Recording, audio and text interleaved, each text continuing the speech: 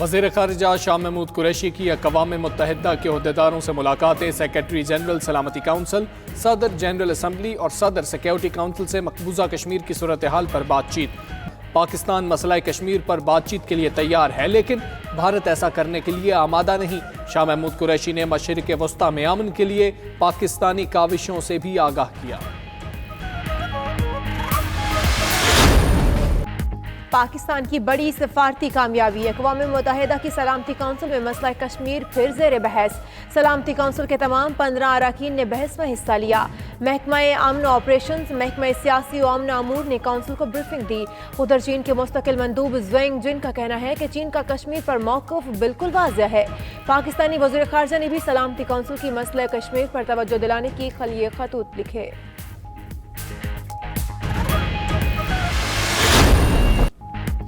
آزاد کشمیر اور گلگت بلتستان میں برفباری اور لینڈ سلائیڈنگ، بیشتر اضلاع کی رابطہ سڑکیں تاحال بحال نہ ہو سکیں، لوگوں کو ہسپتال پہنچنے میں بھی دشواری۔ ماشکیل میں تیز ہواؤں کے باعث بجلی کا نظام درہم برہم، متاثرہ علاقوں میں کل سے بارش اور برفباری کا نیا سلسلہ شروع ہوگا۔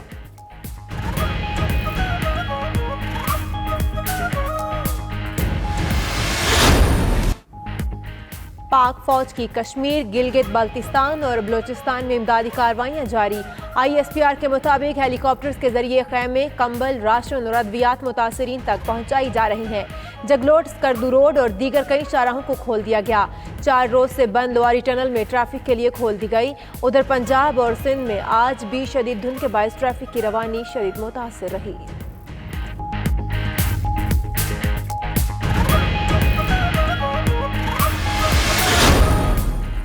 پرویز مشرف نے خصوصی عدالت کا فیصلہ سپریم کورٹ میں چیلنج کر دیا۔ درخواست میں موقف اپنایا کہ خصوصی عدالت نے غداری کیس کا ٹرائل مکمل کرنے میں آئین کی 6 مرتبہ خلاف ورزی کی۔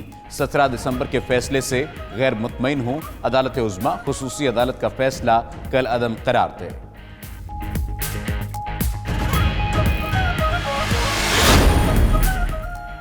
اتحادیوں کے تحفظات بڑھنے لگے، وزیر اعظم عمران خان سے آج وزیر اعلیٰ پنجاب ملاقات کریں گے۔ عثمان بزدار کافلی کی قیادت کے ساتھ ملاقات پر عمران خان کو اعتماد ملیں گے۔ نواز شریف کی میڈیکل رپورٹ سے متعلق بھی بات ہوگی۔ ادھر خالد مقبول صدیقی کی کابینہ سے علیحدگی کے 4 روز بعد بھی استعفیٰ وزیر اعظم ہاؤس کو موصول نہ ہوا۔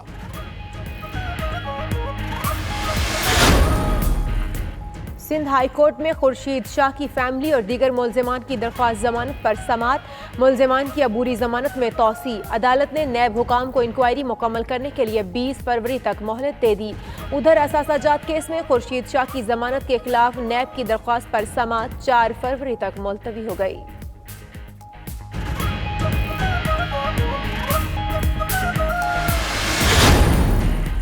شب قدر قلعے میں فرنٹیئر کانسٹیبلری کی passing out parade. Pass out ہونے والے 900 جوانوں نے مارچ پاسٹ کیا۔ مہمان خصوصی وفاقی وزیر داخلہ اعجاز شاہ نے خطاب کہا کہ پاکستان کا مستقبل محفوظ ہاتھوں میں ہے۔ دشمن نے ہماری طرف میلی آنکھ سے دیکھا تو منہ کی کھانا پڑے گی۔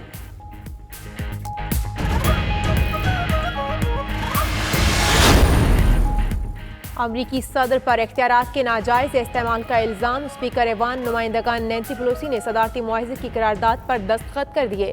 امریکی سینٹ میں صدر ٹرمپ کے معاہدے کی کارروائی منگل سے شروع ہوگی۔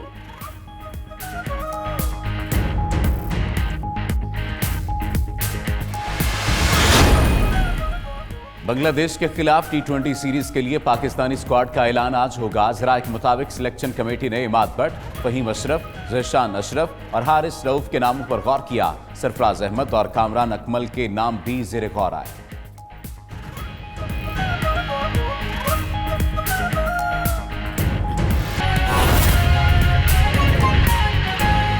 سنتے جائیے کارکردگی اور سر دھنتے جائیے۔ آئندہ مالی سال میں بھی نوکریاں نہیں ملیں گی۔ 2020-21 میں بھی نئی آسامیوں پر عائد پابندی برقرار رکھنے کا فیصلہ کیا گیا ہے۔ ذرائع کے مطابق وزارتیں، ڈویژنز اور ان کے ماتحت اداروں میں نئی بھرتیوں پر پابندی رہے گی۔ چند ترقیاتی منصوبوں کے لیے وزیر اعظم کی منظوری کے بعد آسامیاں کھولی جائیں گی۔ اسلام آباد سے نمائندہ 92 نیوز اکرام ہوتی ہولوگرام ٹیکنالوجی کے ذریعے سے ہمارے ساتھ لاہور اسٹوڈیو میں موجود ہیں۔ اکرام ہوتی، لاکھوں نوکریاں دینے کا فیصلہ کیا گیا تھا، یہاں پر تو پرانی نوکریوں پر ہی پابندیاں لگی ہیں۔ جی، جو بجٹ کا خسارہ تھا اس کا تو آخر کچھ خمیازہ بھگتنا پڑنا تھا. جو وعدے کیے گئے کہ یہ کام کیے جائیں گے، سارے وعدے تو اب بجٹ کے ذریعے پورے ہونے ہیں، اور بجٹ میں رقوم نہیں ہے کیونکہ خسارہ بڑھتا جا رہا ہے. 1300-1400 ارب روپے کا تو کوئی پتہ نہیں چل رہا کہ وہ کہاں گئے. اس کے علاوہ جو بجٹ کا خسارہ ہے وہ علیحدہ ہے.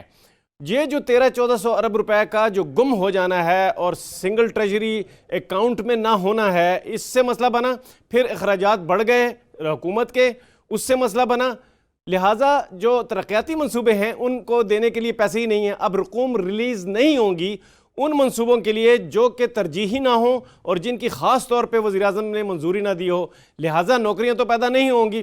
جو بجٹ مینول بن رہا ہے 2020-21 کا، یہ میں اس میں سے بتا رہا ہوں. ذرائع ہمیں بتاتے ہیں کہ بجٹ مینول کے تحت جو ترقیاتی بجٹ رکھا جائے گا، چاہے وہ 1000 ارب روپے رکھا جائے، چاہے وہ 700 ارب روپے رکھا جائے، وہ اس کے تحت رقوم ریلیز نہیں ہو سکیں گی اور اس کے تحت منصوبے بھی نہیں بن سکیں گے. صرف وہ بنیں گے جس کی ترجیح لسٹ جو ہے وہ وزیر اعظم دیں گے اور اس کی منظوری بھی دیں گے، اور ان کا پہلے سے پری آڈٹ ہوگا.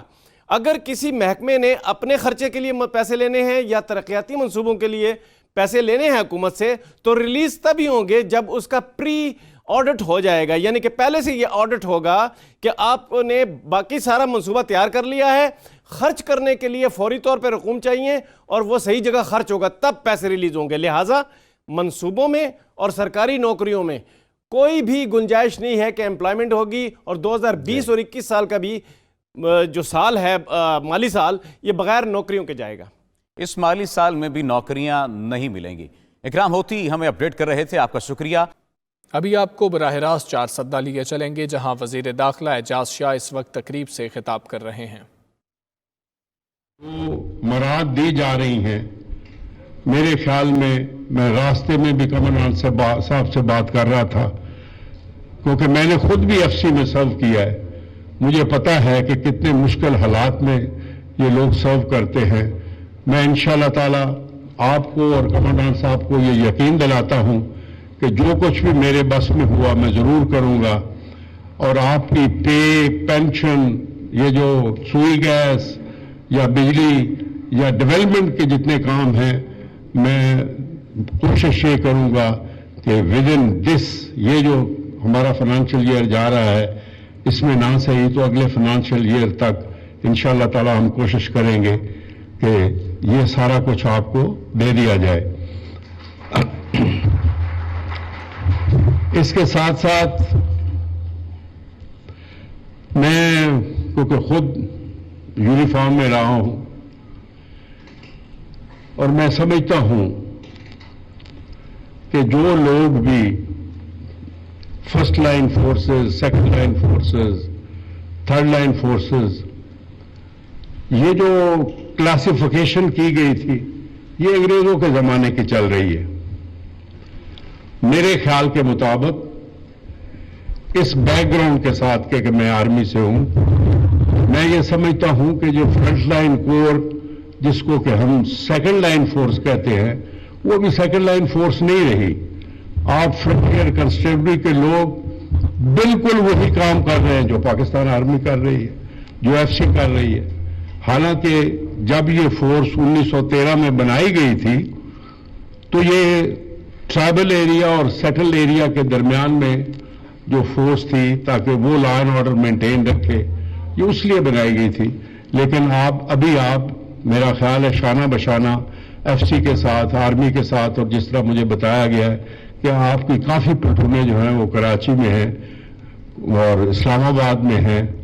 اور سب سے زیادہ مجھے خوشی اس بات کی ہے کہ جب بھی کوئی پروونس یا کوئی بھی انسٹیٹیوشن ہمارے سے فیڈرل گورنمنٹ سے مدد مانگتا ہے تو وہ زیادہ کوشش کرتا ہے کہ آپ کی فورس ملے، فرنٹیئر کنسٹیبلری ملے، رادر دین کہ کوئی اور فورس ملے.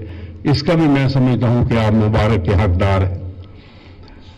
آخر میں